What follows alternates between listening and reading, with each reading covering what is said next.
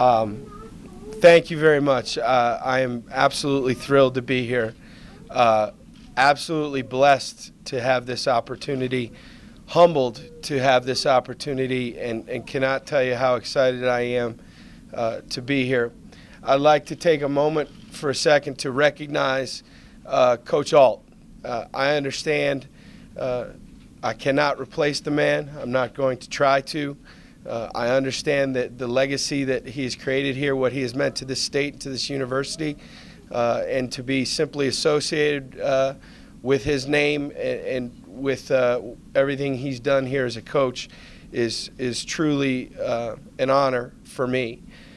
And like I said, I'm not trying to replace Coach Alt. Nobody could replace Coach Alt. I'm simply going to come in here and try to build on the unbelievable tradition that he has laid, this foundation.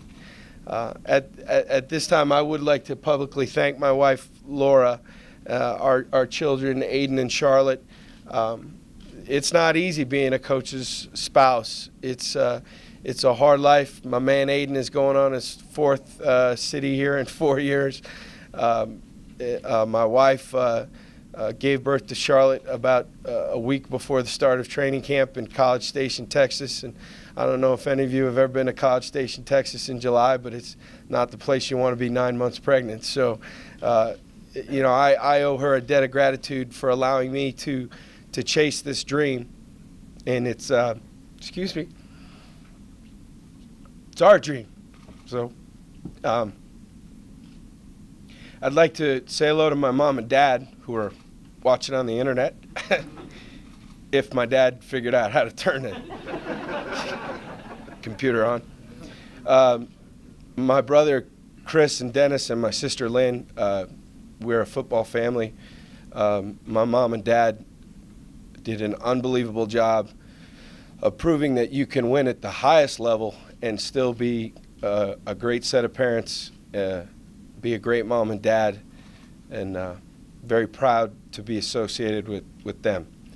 I do owe some thank yous to Kerry and President Johnson for giving me this chance, allowing me the opportunity to come visit with them.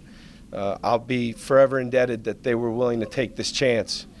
I have to take a minute to thank some administrators along the way who have mentored me and helped prepare me for this moment. Bob Bowlesby, who I spent time with at Stanford, Jack Swarbrick, who I spent time with at the University of Notre Dame, and Kevin White, who I spent time with at Notre Dame, now at Duke, who is a dear friend and mentor. I have to thank some coaches that have helped mentor me along the way. Growing up around professional football and knowing very early that I wanted to pursue coaching as my calling, guys like Marv Levy, who was an unbelievable influence on me as a young person, Tony Dungy with the Colts, Dom Capers with the Carolina Panthers, Jim Caldwell with the Colts, men that I didn't work directly for but took me under their wing and offered a lot of great counsel and advice as we discussed this profession and trying to grow up in it. I owe a debt of gratitude for some coaches that I've worked alongside with and guys who have hired me. Charlie Weiss gave me my first big break in BCS football, hired me at the age of 29 at Notre Dame, and for that opportunity I will be forever grateful. Jim Harbaugh for bringing me to Stanford and teaching me what it's like to really compete in everything that you do. I'm forever indebted to Jim and the opportunity that he gave me at Stanford. And finally, I owe a special thanks to Kevin Sumlin, who might be the best human being that I've ever encountered in this business. It was not my intention to go to Texas A&M and only be with Kevin for a year. I told him when I got there that it was my goal to become a head coach someday, and he helped mentor me and embrace that dream and shared in it. The only negative about this situation here is that I did not get longer to learn from Kevin, but he's an outstanding man, an outstanding father, and an outstanding football coach, and I'm very thankful for the time that we had together, and I'm thankful for his understanding in allowing me to chase this dream. I apologize to family and friends. I used to be one of those guys who said when a friend got a head coaching job, I would text him and you wouldn't hear back and you'd get annoyed. Oh, he's big time now. I never quite understood. I got about 250 messages, and the thing wasn't even supposed to be out yet. It just kind of leaked out. It wasn't even finished, and you get a lot of phone calls, and it's hard to get back with everybody. But all the well wishes and the thoughts are very much appreciated, and sometime by April I will get back to everybody. But right now it's a little bit difficult. I can only tell you that I'm very excited and energized about the possibilities here. This is a great situation. I've had the good fortune to meet so many people in the athletic department and in the administration in the last 48 hours, and the support and the energy and the positive feelings that we're getting has been just outstanding. It's been exciting. We have good facilities here. I've been, I had not been on campus before until I got here, and what we have between the stadium, the football facility, the unbelievable academic center, we have good facilities here and things that we can recruit to and things that we can be positive about. The city of Reno has been fantastic in the 2 days I've been here. I haven't seen snow in 4 years. It's been so nice. Everybody's apologizing. I'm from Buffalo. This is great. This is like July 4th where I'm from. It's a great university. It's a great school. And I have no doubt that we'll be able to recruit some really outstanding student athletes to this place. There's no reason why we can't. We've got tradition. We've got good facilities. We've got a great academic reputation as a university. All things that are positives. As I looked at the job, trying to decide whether or not I wanted to be a part of the process, it didn't take a lot of research before you figured out this is really a good situation. And Coach Alt deserves a lot of credit for that. There are a lot of jobs that open that you come in and it's a mess and you got to start from ground zero, and clearly that is not the case here. There are a lot of positives to build on, and of course we're going to put our own spin on some things, but clearly this is not a broken situation, and that's for a guy like me, that's very fortunate to walk into a situation like that. I want the community to get excited. I'm excited about being out in the community, and Laura and I and our family being visible and approachable and engaged with what's going on between the university and the city of Reno and the county. We're excited to set down roots here. We have not been here very long yet. I've been informed as we were walking down the stairs that Laura might have found a house that she likes. So I think we may have knocked that one off the checklist. But we're excited to be here and to be a part of the community and to be engaged and to be active and look forward to developing the friendships and the relationships that come along with this business. And frankly, I'm not going to make any grand pronouncements about what we're going to do and what we're not going to do and how many wins and that stuff.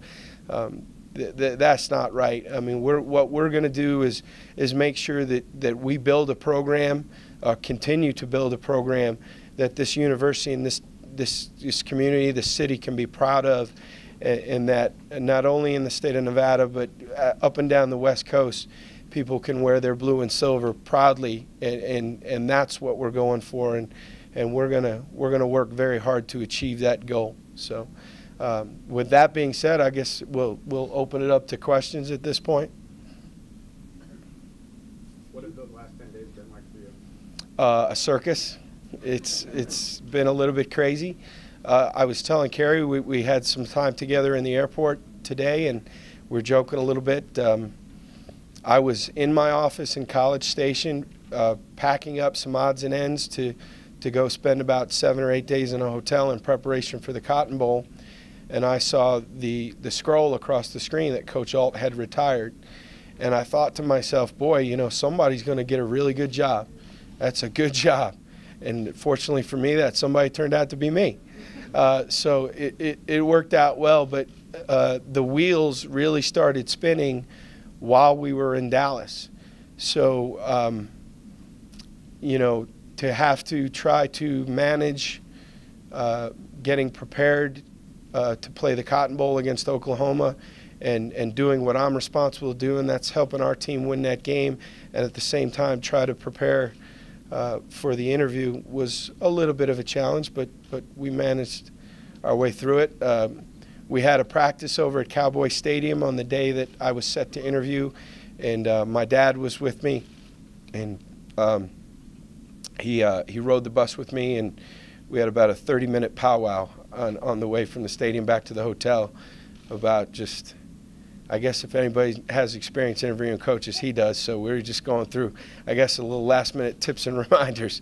And we went in, we did the interview, and you know, as we got a little bit closer to the game, actually on game day, Kerry, President Johnson, myself, we talked on the phone and agreed that we were going to begin negotiations and that we wanted to do it. And I'll be very honest with you, in my wildest dreams, I didn't imagine that dream of a head coach, that opportunity occurring 4 hours before you kick off in a game. So, you know, you had to take a step back after we hugged and shed some tears. Excuse me.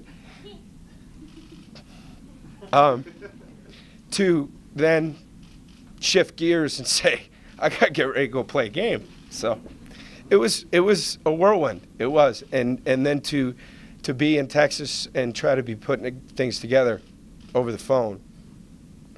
You know, sitting in my office in College Station and having Kevin Sumlin walk by and teasing me that I'm sitting in his building working on somebody else's business. But it was fun. So it was a little bit crazy, but we're thrilled to have our feet on the ground here in town. So. Coached a lot of different positions. Do you have an emphasis on offense or defense? That's, you know, it's interesting in a career where your where your expertise becomes special teams because of the coaching limitations in college football, where you can only have 9 assistant coaches. You become a jack of all trades. All right, on some staffs, you're the assistant linebacker coach, or you're coaching safeties, and you're the special teams coordinator. On other staffs, you're on offense. I make no bones that my expertise is in the kicking game. That's who I am, and I'm okay with that. But I do know that my experience on coaching both sides of the ball, unlike some other head coaches whose whole career have been spent on one side and then they go into the other room and they're not quite sure what everybody's talking about. I have an idea of what I would like our football team to look like on both sides of the ball. So it's, you know, what some people perceive to be a negative, I perceive to be a positive. I have experience on both sides and have an idea of what I want us to look like. Does that perception in any way lead towards keeping this pistol offense intact?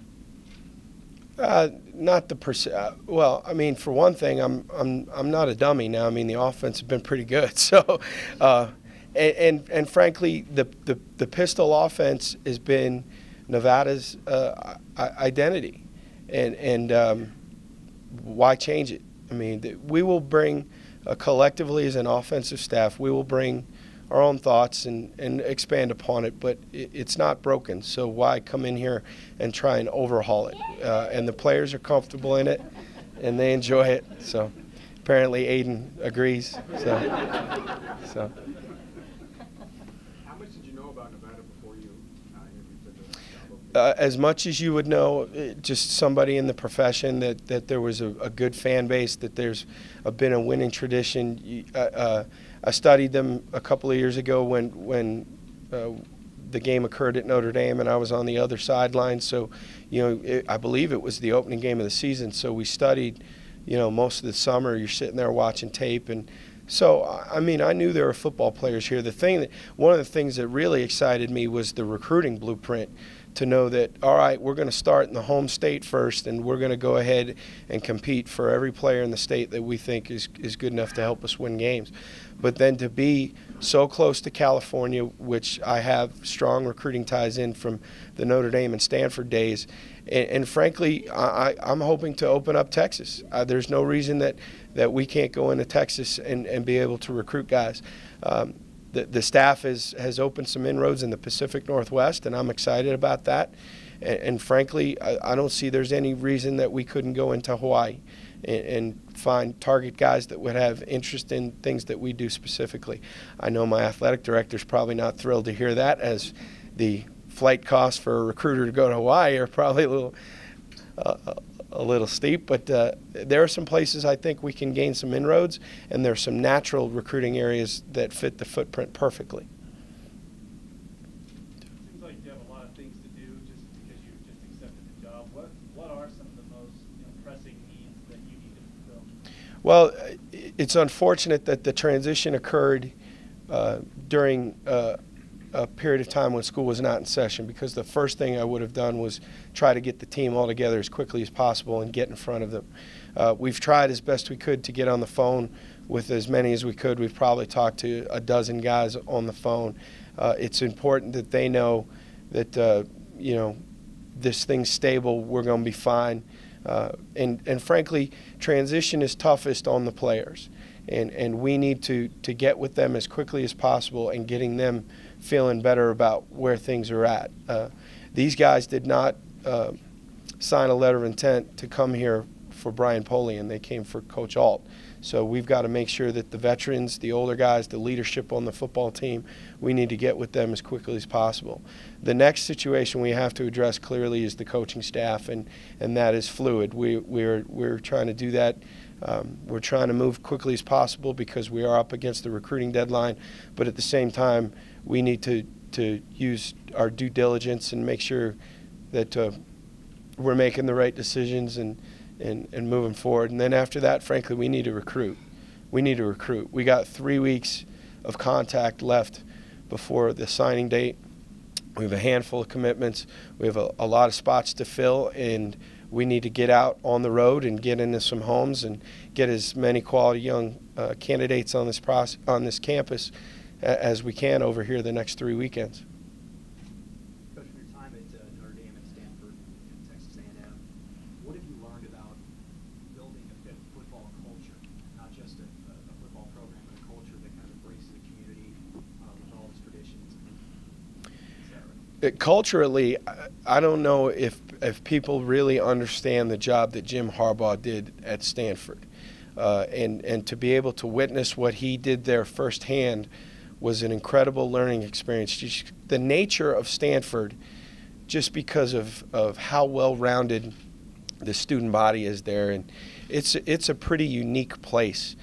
And to be able to get those guys as physically and mentally tough as Jim created a physically and mentally tough culture there, and at private universities that are really recruiting some elite people across the board. Sometimes that's a hard thing to do, and that was a great learning experience for me to see that up close and personal, to see how he took a place that was not known as a tough guy place and created a football culture where they would never quit.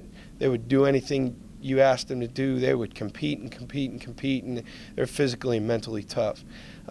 In terms of Kevin Sumlin was a great example too of connecting, knowing how to connect with 18 to 22-year-olds and understanding. For example, Kevin changed the uniforms this year at Texas A&M, and that's a very loyal, deep-rooted fan base there. I mean, it's almost like religion in that part of the world, and Coach made some changes down there that were not immediately popular with the alumni and the fan base, but resonated immediately with our football team and with recruits, and I think that was a great lesson that we need to be have the courage to maybe do some things that some folks don't necessarily agree with, but may resonate with our football team and with our clientele. Because let's face it, I mean, the people that we're really selling this program to are the 17 and 18-year-old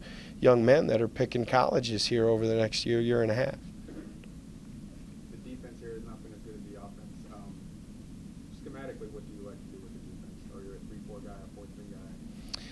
I don't like to label it, because the reality of it is good defense is multiple. I mean, it's how you base is just simply a personnel issue, and we'll work through that with the coaches, and we'll develop an identity. But our identity on defense here is not going to be scheme based. It's going to be effort based. People are going to, what's important to me when opponents look at us on tape, I want them to be able to say, that Nevada team is physical, and they play hard, and they don't make mistakes that kill themselves. We're going to try and make people beat us, and make people go the long way. So, that's philosophically on defense. That's what we espouse, and we'll build it that way. And how many linebackers and how many defensive linemen are on the field ultimately are inconsequential to how we attain that goal. You touched on the coaching staff a couple times just briefly. Has there been decisions made on who has been released and who will stay with the team and who's coming new on? There have been some decisions made, but I'm not going to address that at this time.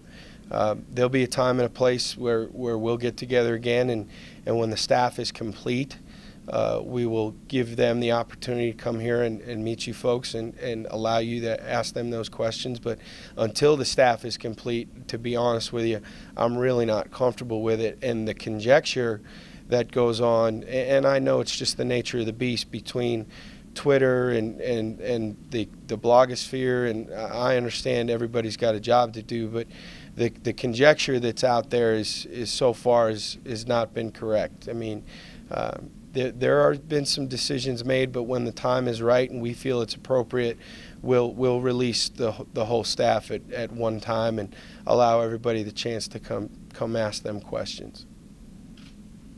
Coach, how does Cody Fajardo compare to Johnny Manziel? I know you didn't work hands-on with Manziel, but what do you see in Fajardo that's similar? Well, he's fun to watch from the sideline. To be honest with you, I'm not sure that's a fair comparison. It's, Johnny had an unbelievable season, and to now say, hey, how's your guy compared to the Heisman Trophy winner? I will share this with you about Cody, and we laughed about it when I spoke to him on the phone. When he was a senior in high school, he had not.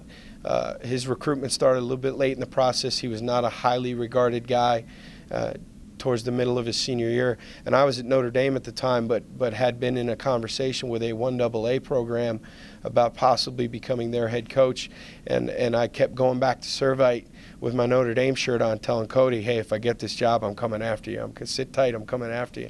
I didn't get the job, but shortly thereafter, they told me that he had been offered by the Wolfpack, and I knew immediately, hey, this guy, I really enjoyed getting to know him in the recruiting process. And there are some guys that, if you want to draw a comparison, they're both winners. And when you're around them, you know that. People say, well, he's got it. How do you know? You just know it.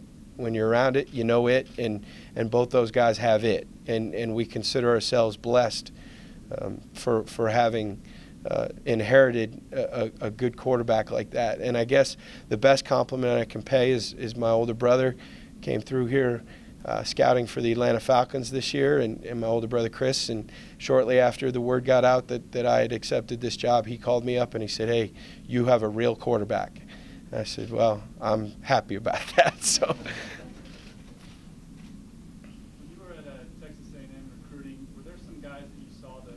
Right fit at Texas A&M that you might be considering going after just for the Wolfpack? Already started. Absolutely. Yep. And I think recruiting is relationship driven. I will say this about this year's recruiting class, because we are getting, I wouldn't call it a late start, but we are playing a little bit of catch up.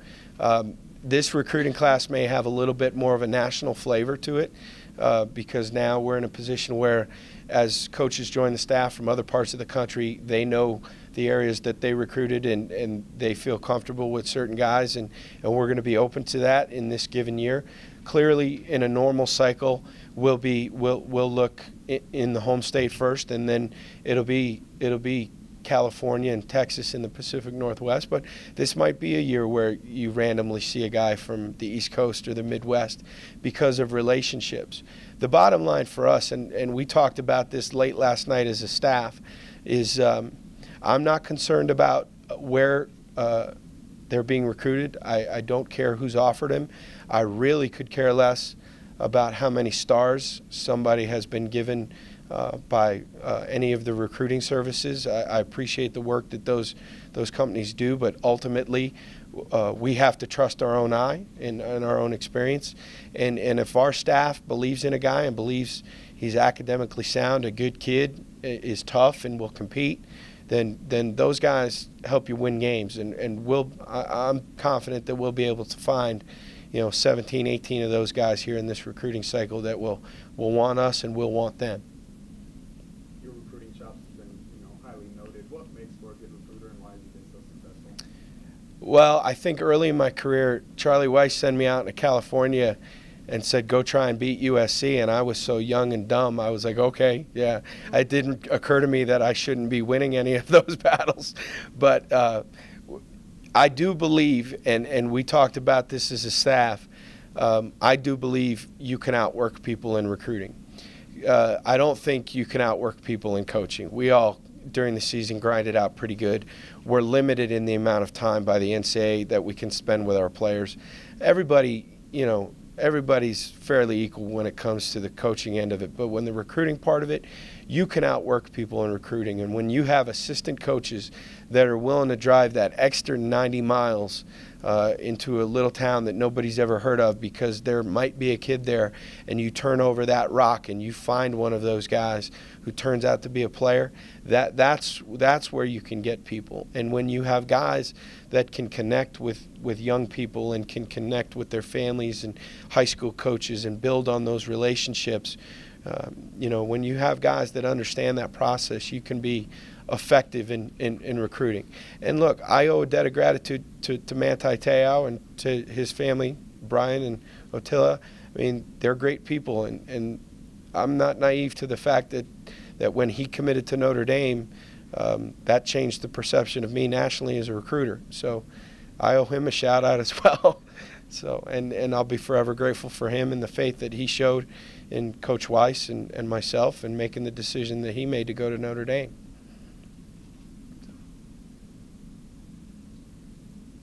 This is a question from fans. What Pac players caught your attention from last season? To be honest with you, I did not see the Pac on film last year. Football coaches in the season, we don't watch any other football other than our own and what we're working on. And especially when you have little ones at home, it's hard to justify not coming home and wrestling with the 4-year-old to say, hey, I'm watching the Wednesday night game up in the office. I know Cody well. I know some of the personnel, and I'm excited. And to be quite honest with you, I want to get up in front of this team and say, hey, everybody's got a clean slate. Everybody's starting from ground zero with us. Everybody's going to have an opportunity to win a job. And the only way to honestly look at them and say that is to not watch a dozen games and go into it with a preconceived notion of what a player can and cannot do. So I purposely I got to know the depth chart, and I got to know our recruiting needs and where the juniors and seniors were and some things that we had to address, but I didn't necessarily want to study the tape because I want everybody in spring football to have a clean slate. Let's go out and compete and find the best 11 guys on each side of the ball and put them out there. So. What are your thoughts on the non-conference schedule that you're facing? I don't have any thoughts on it right now. There are a lot of issues to address before we start worrying about who we're preparing for in August and September. Those decisions are above my pay grade. Tell me who we're playing, tell me where we're playing, and we'll go out and we'll compete against those folks. I learned from Jim Harbaugh at Stanford, we respect everybody, but whoever you want to put on the schedule, we'll go out and compete. We'll try and win the game. So, however it plays out, the athletic directors and the administrations work with each other, and all these deals get finalized. Just tell me who we're playing, where we're playing, and we'll have our team ready to go. Coach, what's your approach to rivalry weeks, in particular the two rivalries that our fans tend to focus on, obviously, are UNLV and Boise State? I did not realize that. I got some funny looks in Las Vegas this morning with the blue tie on. So, rivalries are what make college football fun, and I think we need to embrace them.